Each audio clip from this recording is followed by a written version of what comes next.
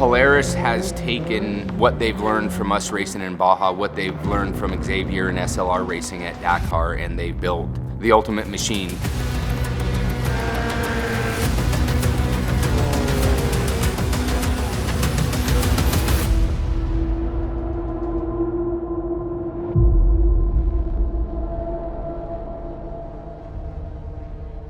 To go win Dakar, you need a balance of performance and durability. The car is pushed at this limit during 15 days in total. A normal race, you have 2, 3, 4 days maximum. So the reliability is the biggest key. The durability of the Pro R is phenomenal, and I think Dakar, it's a durability race. You know, you're racing for a few thousand miles in a span of 2 weeks essentially, and I think just having a very durable vehicle is key. Being able to push when you need to, go flat out all day if you have to. I think the vehicle can do it, and it's cool to see how capable these vehicles are nowadays. Even if you have the best optimized performance car, it could work one stage, but 15 stage in total, day after day, it's not the same story. This is the most important for me. If I need to choose between performance and durability, I will prefer durability, but we have both, so it's cool. There's a massive difference between a Dakar style rally raid car and a Score Best in the Desert race car. You know, we have to build a car that we can race through that kind of environment and that kind of punishment. They need to be lighter, more nimble, and the power to weight ratio is huge on those cars. They got to be comfortable. We're going to be sitting in them for 14 days, 12 hours a day. We could take our factory Pro R as it sits today and go race it in Dakar. That's what we would do. That thing is dialed.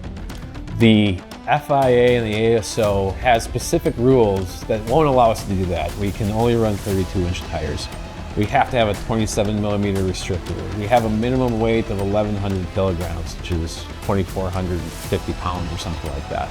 And so all those reasons make us do a completely different tune, a totally different setup. Even though it's the same base chassis and the same base components, totally different feeling vehicle, and because of that we have to hit our minimum weight, which of 1,100 pounds, because we're power limited because of that restrictor size. The differences between my Dakar vehicle and my Baja vehicle are, not a ton different. The Dakar vehicle has, a windshield, which I'm not used to. It has a windshield, it runs smaller tires. We can't run live valve shocks, so we just have a traditional shock setup that we kind of work around. Even though it may have smaller tires or not have live valve stuff, it is still very similar to my Polaris factory racing vehicle, and they were kind of built out the same factory and it drives like they were.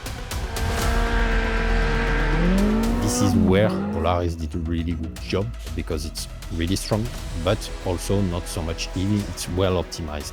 And what remain untouched are main part of the transmission, the engine, and some parts on rear axle, front axle also.